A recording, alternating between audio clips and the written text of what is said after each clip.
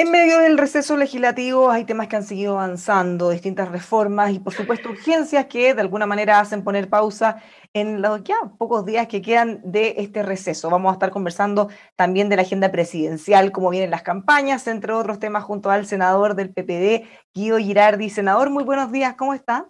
Hola, ¿cómo están? Bueno, antes de meternos en los temas más políticos, ¿qué le ha parecido lo que está pasando en la Araucanía? ¿Y usted cree que existe un piso político para llegar a un acuerdo como el que está convocando el presidente Piñera a propósito de la violencia que no se ha podido controlar? Bueno, yo creo que lamentablemente la violencia uno no puede justificarla, es siempre algo lamentable, inaceptable, pero yo soy un médico y cuando uno tiene una enfermedad grave, no puede ir solo al síntoma, tiene que ir a la causa. Si trata el síntoma y no la causa, el síntoma va a volver a aparecer. Y uno podría enfrentar la violencia, si uno pudiera decirlo, como un tema de síntoma, pero lamentablemente se va a volver a reproducir y Chile lleva hechos de violencia dramática en esa región durante décadas, durante siglos. Y creo que hay una deuda de la sociedad chilena con los pueblos originarios.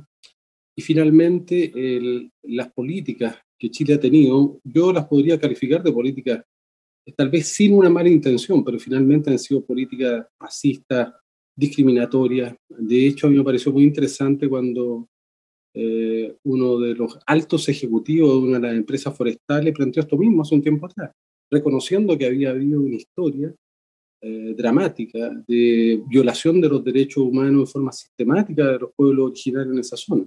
Además, con un modelo de desarrollo que los privó de su ecosistema, de su territorio, de su forma de vida, de su forma de recolección, les quitó el sentido de existencia. Entonces, yo creo que el punto es que si eso no se repara, si no se les da una suerte de reconocimiento, creo que, por ejemplo, el síntoma más claro de este abandono, de esta política que yo digo que es una política racista y discriminatoria, es, por ejemplo, que todavía Chile es de los pocos países que tienen una comunidad de pueblo originario importante que no tienen reconocimiento constitucional. Eso es inaceptable, es la negación de ellos. Y recién, yo diría, los últimos 20 años, las personas que pertenecen a los pueblos originarios han venido recuperando la dignidad de pertenecer a su pueblo y a su comunidad originaria. Antes negaban su nombre, porque si tú tenías un nombre mapuche, no te daban trabajo, te consideraban un flojo, un alcohólico, o sea, había todo además un prejuicio que era de verdad una situación tremendamente dura y dolorosa. Entonces, ¿yo qué creo que hay que hacer? Creo que hay que avanzar a resolver la violencia, pero si no se resuelven las causas que generan la violencia, no vamos a resolver el problema. Entonces creo que este es un problema político, de representación política, de reparación en términos de evolución de tierra, pero no solo de evolución de tierra, es reconocerlos a ellos también como aquellos pueblos que habitaban este territorio antes que llegáramos los migrantes, que somos todos Senador, nosotros. hay unas complejidades mayores porque además de esta causa que usted nos está manifestando, existe también crítica o desde la zona dicen que hay grupos terroristas, grupos que se aprovechan de la causa, que no necesariamente la representan para delincuencia común, otros hablan de narcotráfico. ¿Cómo separar estas dos cosas? Porque finalmente, como dice usted, claro, la violencia hay que atacarla de la base, pero ¿le podemos atribuir todo lo que está ocurriendo a la causa? No, pero son problemas ecosistémicos. O sea, ¿cuál es lo importante de los procesos que son ecosistémicos? Que no tienen un arriba ni un abajo, que no tienen algo que es más o menos importante. Por ejemplo, nuestro cuerpo es un ecosistema. Y yo te puedo decir, el corazón y el cerebro son lo más importante, pero si fallan los linfocitos T, que se preocupan de la inmunidad que tú ni siquiera conoces, el sistema colapsa. Entonces hay que abordar todos los problemas a la vez. Y evidentemente ahí pueden haber y deben haber grupos que están totalmente radicalizados y que ya perdieron y que en el fondo renunciaron a la posibilidad de construir esto por la vía del acuerdo, del diálogo, y por lo tanto, contra esos grupos también hay que tener una acción inteligente. Ahora, eso requiere de otro elemento, requiere de inteligencia, que no tenemos, sistemas de inteligencia real no tenemos, pero también yo pienso que como Estado, y no quiero responsabilizar a este gobierno en particular, pero pero el Estado sí tiene una responsabilidad que es una responsabilidad superior, es dentro de las cosas más importantes, que además de resguardar los derechos humanos, tiene que resguardar el orden público, tiene que resguardar la seguridad, respetando los derechos humanos, pero esa tarea también yo diría que hay una responsabilidad del Estado, en este caso este gobierno, pero también lo han tenido otros gobiernos, de que no han sido capaces de resguardar el orden público, la seguridad de las personas que habitan el territorio frente a hechos, y eso es una tarea fundamentalmente el rol del Estado. Entonces, también tenemos debilidades, ¿te das cuenta? ¿Por qué? Porque no tenemos policía preparada para hacer esos hechos, no tenemos sistemas de inteligencia. Bueno, entonces también este problema también hay que tratarlo de manera integral. Por una ¿Qué le parte, parece ahí, senador, el llamado que hace el presidente Piñera, convoca un acuerdo nacional? Para muchos convocar acuerdos, comisiones, finalmente es ganar tiempo o es dilatar el problema y quedar tal cual como comenzaron. ¿Usted ve que puede ser viable un acuerdo y que eso puede terminar en algo parecido a una solución? bueno, siempre que no sea una cosa pirotécnica y simbólica, creo que ya no resiste esto más acciones que donde algunos quieran ganar algunos votos y en función de eso se hagan temas. No, yo creo que este es un tema mayor y creo que esto también compete a las empresas que están allá, a las empresas forestales. Si las empresas forestales no cambian su lógica, es muy difícil porque son las empresas forestales y no quiero criticarlas per se, sino que digo, las circunstancias son dramáticas. Las empresas forestales para desarrollarse han tenido grandes extensiones de plantaciones que han cambiado los ecosistemas, que han cambiado la vida de los pueblos originarios, que les han quitado el agua, y tú tienes al lado de las principales empresas forestales, que son de las más poderosas económicamente del país, tienes las comunidades más pobres de Chile. Tal vez también una lógica de alianza de las empresas forestales con las comunidades, de compartir los beneficios, de ser socios en sus proyectos, como ocurre en algunos países, dado que allí las comunidades indígenas tienen demandas territoriales, tienen demandas sobre que ellos serían dueños de la tierra, y las empresas forestales quieren desarrollar sus bosques. Bueno, ¿por qué no pensar a futuro en un modelo que sean socios y que cuando se quema un árbol, la comunidad indígena sienta a ella que está perdiendo un patrimonio que también es de ellos? Entonces, yo creo que hay que volver a integrar y creo que hay que volver a buscar soluciones, pero que son también soluciones económicas, son también soluciones de desarrollo. Si una empresa forestal quiere desarrollar un proyecto forestal, que yo soy un convencido que Chile tiene una vocación forestal, piensa que el 35% del territorio chileno solo tiene vocación forestal, no sirve para agricultura, no sirve para nada más. Chile debería ser un líder mundial en madera alta, de alta tecnología. De hecho, estamos trabajando con las universidades, con la Universidad de Concepción, ahora en la Comisión de Futuro, acabamos de crear un grupo científico para que Chile pueda desarrollar toda su infraestructura de edificios y de vivienda a futuro con madera, porque la madera, un pedazo de madera es 40% carbono y el cemento va a ser inviable. Bueno, ese proyecto de transformar a Chile en un líder mundial de la madera, como lo hace Suecia, donde todo se construye con madera de alta tecnología, ¿cómo se va a hacer si gran parte de las plantaciones de madera y de celulosa, que también tienen un gran valor agregado, que a futuro nos va a permitir reemplazar el plástico, otras cosas, están en estos territorios? Entonces yo creo que también las empresas, si no, van a tener que salir de esos territorios, pero tal vez la mejor solución, en vez de salir de esos territorios, es que las empresas entiendan que tienen que ser socias con partes, respetando la existencia de estas comunidades y reconociendo sus derechos ancestrales de tierra, bueno, que sean socios.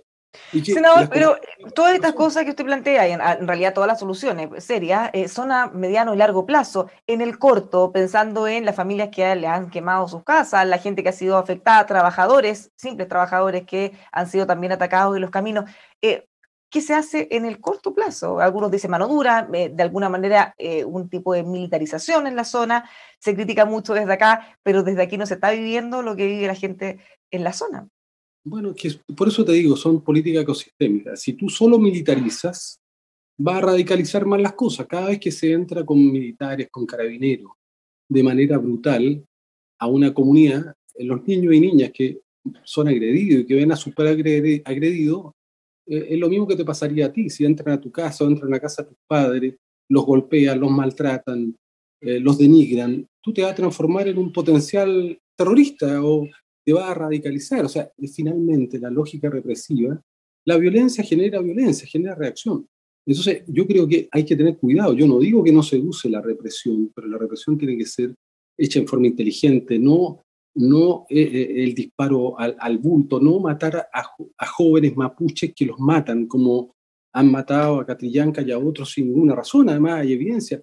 No se pueden hacer montajes. Recuerdan que aquí hay una historia de montaje que ocurrieron en la Operación Huracán, montajes para incriminar a mapuches inocentes hechos por carabineros. Entonces, si esa es la inteligencia que tenemos, es la más estúpida de la inteligencia. Entonces, yo digo, no tener estupidicencia, o sea, no, sino tener inteligencia.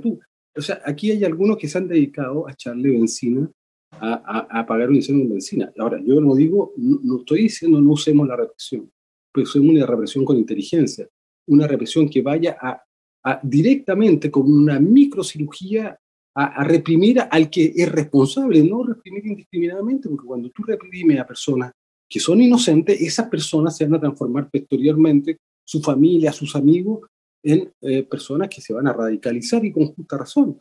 Pero al mismo tiempo resolver los problemas globales que estamos hablando, que son complejos. Pero bueno, yo creo que, mira, yo no creo en el oposicionismo por el oposicionismo. Yo siempre he dicho, ojalá que a este gobierno le hubiera ido bien.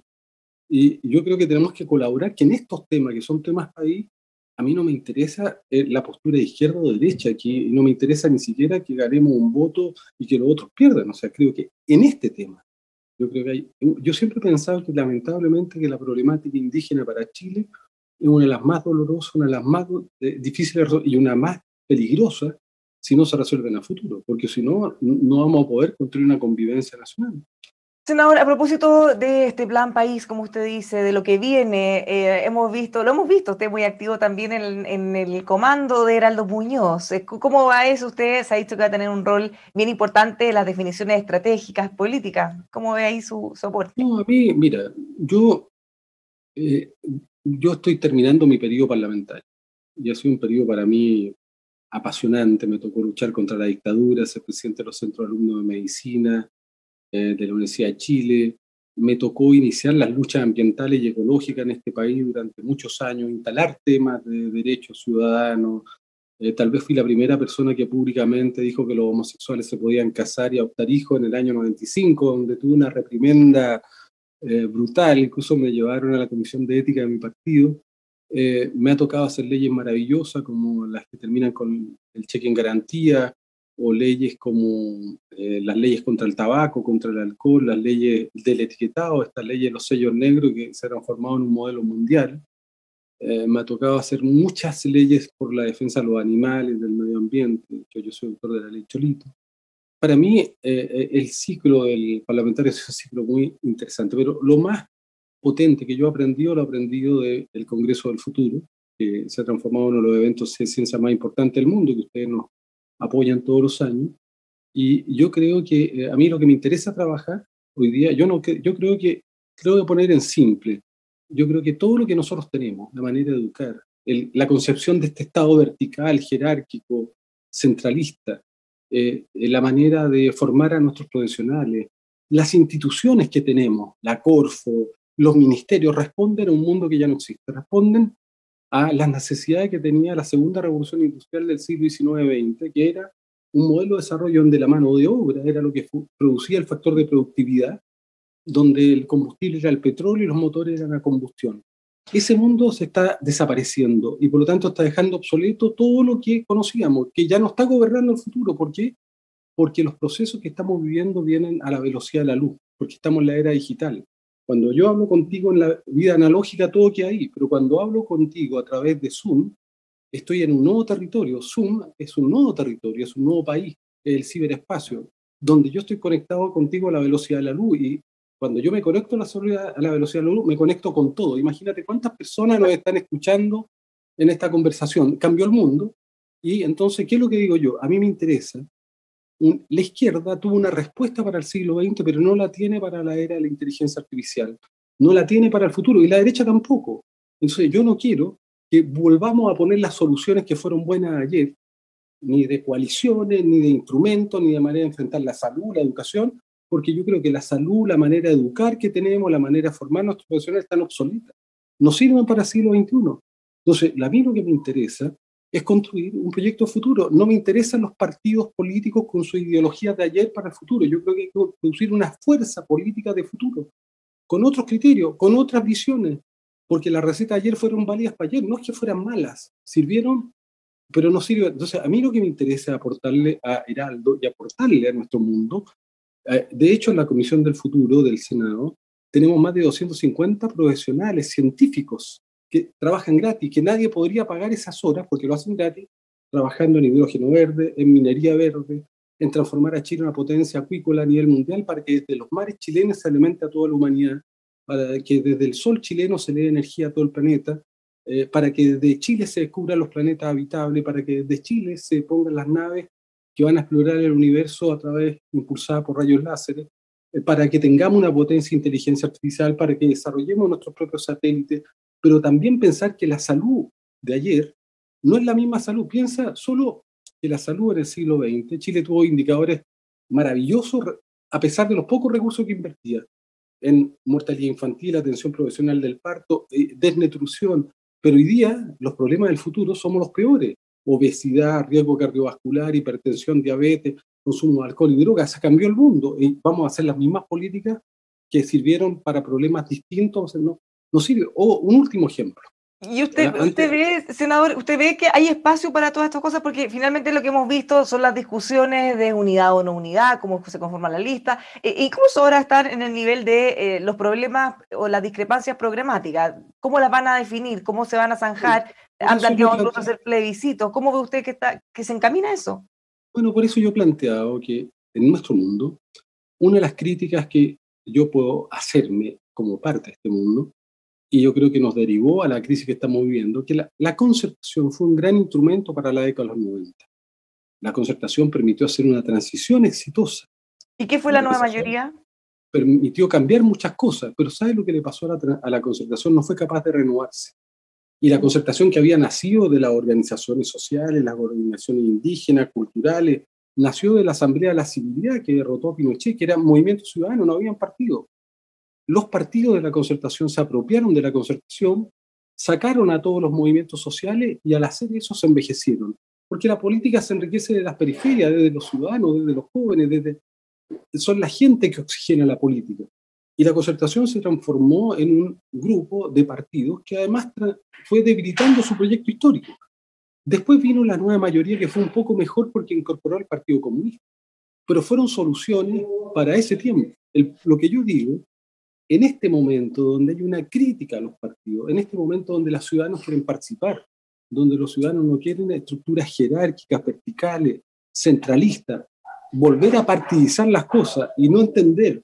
Mira la crítica que la gente ha hecho. Votó el 80% de las personas, pero una mayoría votó porque no fuéramos los mismos de siempre, los actores de los partidos los que fueran a elaborar la Constitución.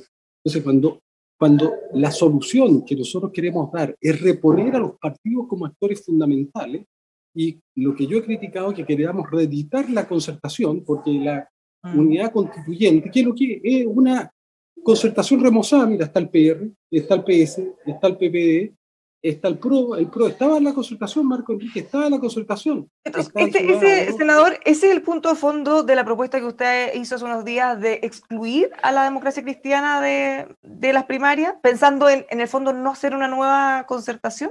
No, yo no estoy excluyendo a la democracia cristiana. Estoy pensando cómo fortalecer esta alianza que se denomina tradicionalmente centro-izquierda, pero donde el componente izquierda que somos nosotros, está totalmente debilitado, no tiene la legitimidad ciudadana suficiente para ser portador de un proyecto y no tiene un proyecto país. Entonces, lo que yo he dicho, como el centro existe, que tras su problema, pero existe, el problema es que en el componente centro-izquierda, nosotros, nuestro mundo, no nos está prefiriendo a nosotros. Hay alguna razón que esa sociedad progresista que uno pudiera decir ve en Jadwe, ve en Peymala Giles, pero no ve ni en Heraldo Muñoz, ni en Marco Enrique Minami, ni en Pamela Giles, perdón, ni en Paula Narváez, fundamentalmente los liderazgos que en forma mayoritaria pueden expresar esto. Y yo entonces me digo, esto no es problema de Paula Narváez, no es problema de Heraldo Muñoz, es el problema que nuestro mundo no le ofrece la confianza suficiente, no le ofrece la seguridad, la visión de futuro y un proyecto a la gente para que frente a la crisis que hemos vivido, pueda decir por qué nosotros y por qué termina votando por Jadwe. Piensa que Jadwe representa una paradoja, representa a la izquierda más tradicional, representa a la izquierda comunista. Ahora, yo no voy a descalificar a Jadwe porque lo ha hecho bien. No me voy a poner en la lógica Chaín que dice que el Partido Comunista está en una tesis insurreccional, que yo creo que eso es una vergüenza que Chaín diga eso cuando hace poco tiempo atrás en la nueva mayoría él estaba contento de estar con los comunistas al lado.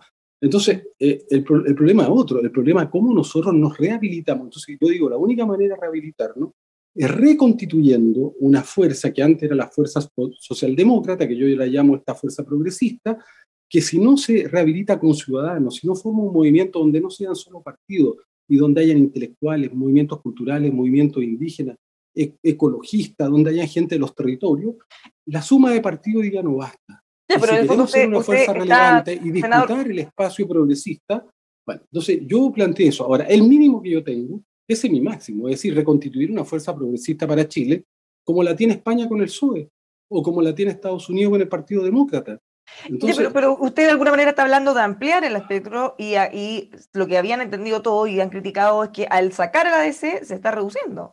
No, porque la DC, mira, se hace de esto una tormenta en un vaso de agua. Hace 4 años atrás, la Democracia Cristiana con Carola Goich, ellos tomaron la decisión de ir a la primera vuelta y no hubo ningún drama. Y nos aliamos para la segunda vuelta juntos.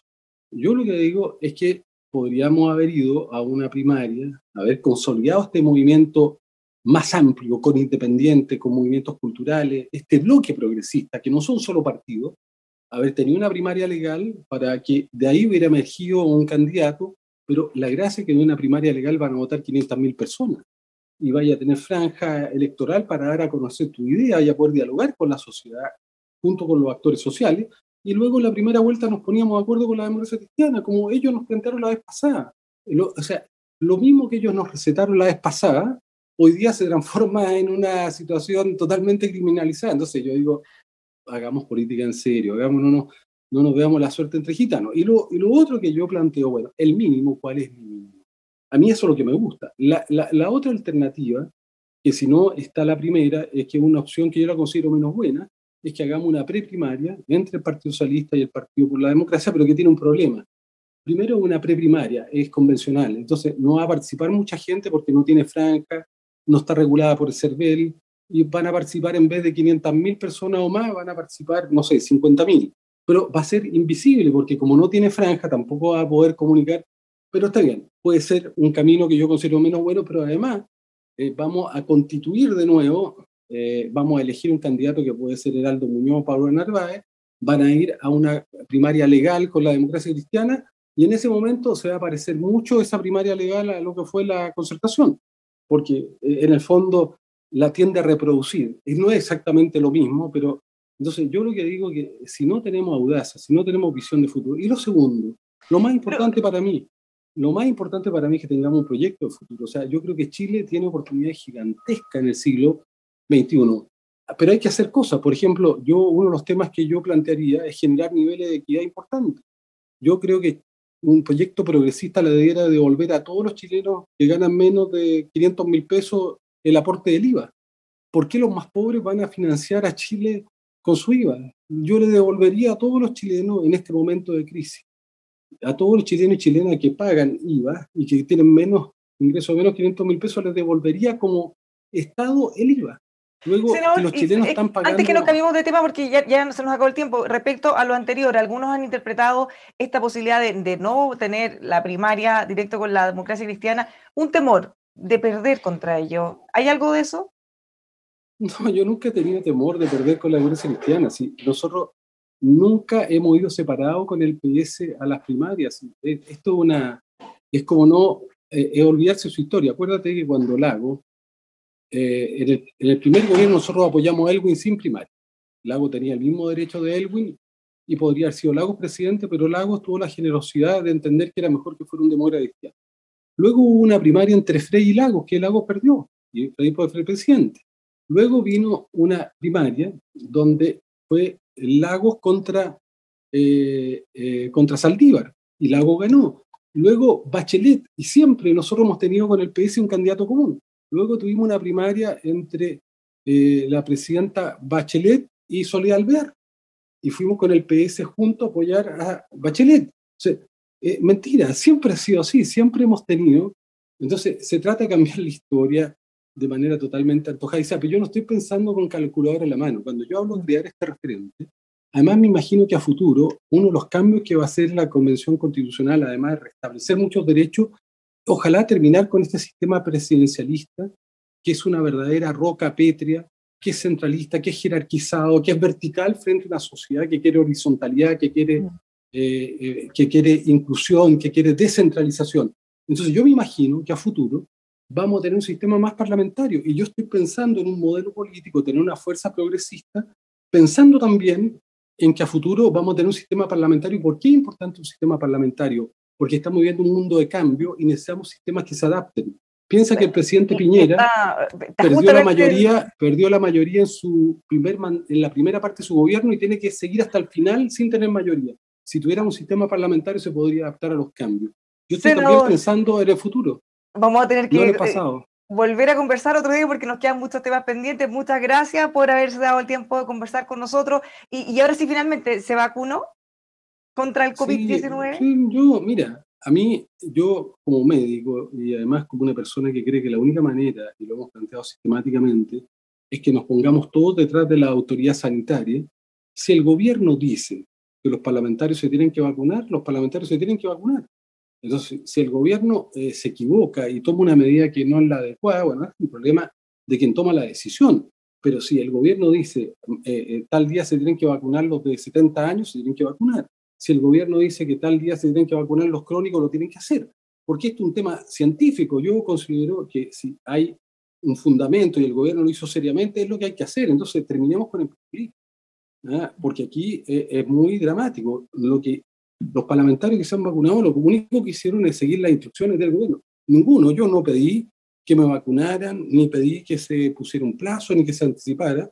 Yo mismo soy una persona de hiperriesgo. Tuve un accidente, no tengo riñón, no tengo vaso, tengo un problema inmunitario. Yo he ido presencialmente todo el tiempo al Parlamento a pesar de esos riesgos. Yo no pedí que me vacunaran, pero si el gobierno dice a ustedes les toca, y en ese momento, del punto de vista de la lógica estricta sanitaria, es lo que hay que hacer nomás. Muchas gracias, senador. Creo que eso es muy importante tenerlo en cuenta. Muchas gracias, senador, nuevamente por haber estado con nosotros. Que tenga un muy buen día. Chao.